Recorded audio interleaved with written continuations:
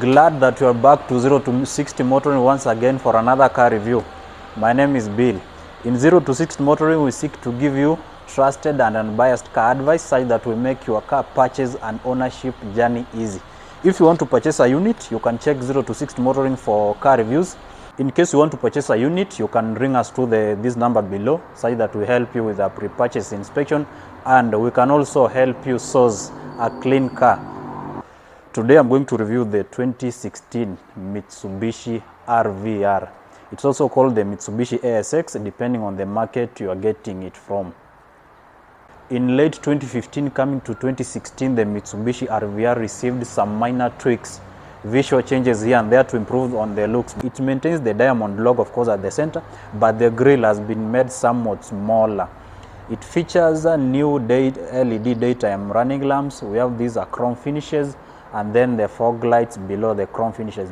Basically, they minimize the size of the grille to improve the overall execution of how this face looks like. Looking at it from a side profile, you can see it's somewhat compact. It comes with these are 17-inch alloy wheels. You have 20 centimeters of ground clearance. That is way better than the 17 centimeters you're getting on the Honda Vezel, and slightly smaller than what you're getting in the Subaru Impreza XV. That's why this car is going to be a better car if you frequent bad roads compared to something like a Nissan Juke and the Honda Vezel. Coming to the rear side, it maintains a minimalist design of course. We have this RVR badge here, and then the Mitsubishi logo here. This is the diamond logo of course. Not much has changed actually coming to the rear. Let me give you an interior tour of this 2016 Mitsubishi RVR. This is the overall execution of this car. While there were minor tweaks on the upfront to improve on the looks, the interior remains pretty similar. Not much has changed. If you look at cars overall execution versus the competition, the likes of the Mazda CX-3, this car is not going to put a smile on your face because the interior is bland and, let me say, uninspiring, quite basic. Not much you can say. For example, when we start from this steering wheel, there are no steering control buttons either on the right side or the left side. All we have these two paddle shifters. On this side, driver assistant features of course include these AS and G. AS and G basically means automatic start and go to improve on your gas mileage you are in traffic. We also have this traction control button. Those are the only driver assistant features we have in this car. Coming to the center console here, we have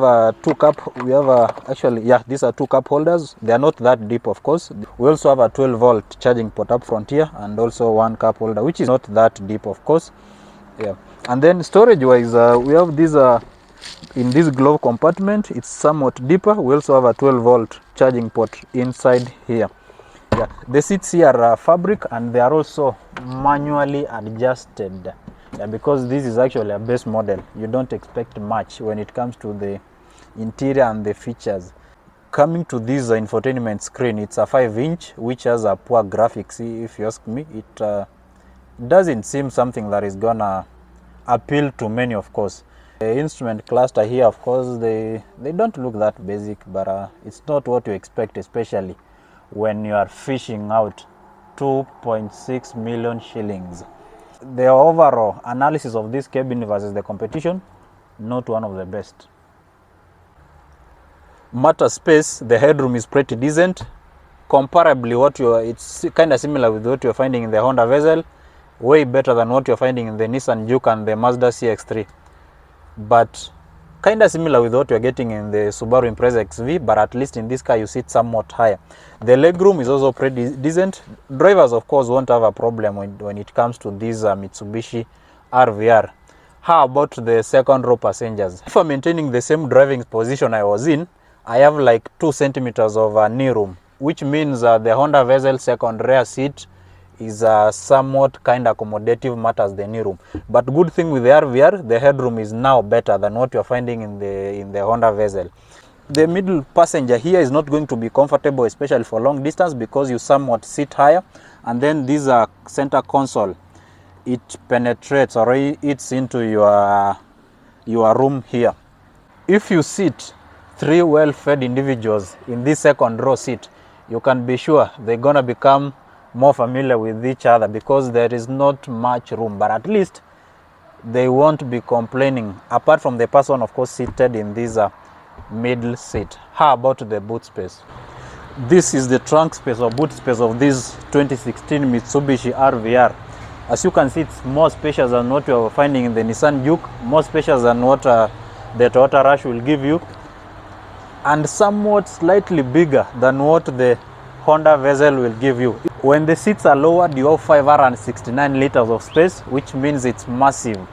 But in most cases, you're not going to lower the seats, but the normal trunk space is I think it's accommodative for 3 briefcases for a small family. It's kind of accommodative.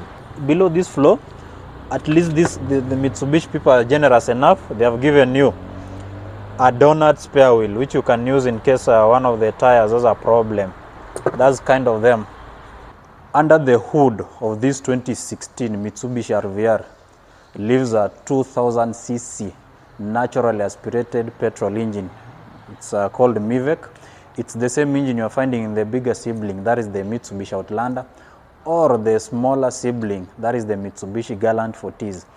The maximum output is a 150 brake horsepower, which is channeled to the front wheels only via CVT transmission. Yeah. There is an option of an all-wheel drive car, but this flavor is specifically a 2-wheel drive. There is a slightly smaller engine than this one, which is a 1800cc, also which is normally aspirated, shared with the Mitsubishi Galant 40s. The reason I'll prefer this 2000cc over the 1.8 liter is because this one is somewhat punchier, and when you're looking at the weight of this car, it has a better power to weight ratio. This engine, of course, it's punchier than most of the competition. For example, it's punchier than Honda Vezel, the non-hybrid. It's punchier than a Nissan Juke. It's punchier than the Toyota Rush, but it's slightly less powerful than the Subaru Impreza XV. If you want a diesel flavor Mitsubishi RVR, you're going to source your car from the European market, where you have 2 engine options. You either get a 1.6 liter diesel or you get a 2.2 turbo diesel, which is also applicable in the Mitsubishi Outlander. With those 2 engines, you still have an option of getting a 5-speed manual transmission, if you like taking matters into your own hands, of course. For Japanese, 2000cc petrol and 1800cc petrol strictly with, of course, a CVT gearbox. So, could I buy the Mitsubishi RVR? My honest answer is no. Why? The Subaru Impreza XV comes with a standard all-wheel drive system, which will impress matters off-road. The Honda Vezel has a more reliable engine setup. The Nissan X-Trail in the same price range has more seats and it's bigger, more practical. A Mazda CX-5 diesel or petrol drives better at the same price tag. Why should you pick it? If you want something that is fuel efficient with 2000cc under the hood and its size, or if you get a 1.8 liter with a CVT gearbox, that combination of course is good. It will give you like 13 to 14 kilometers to the liter.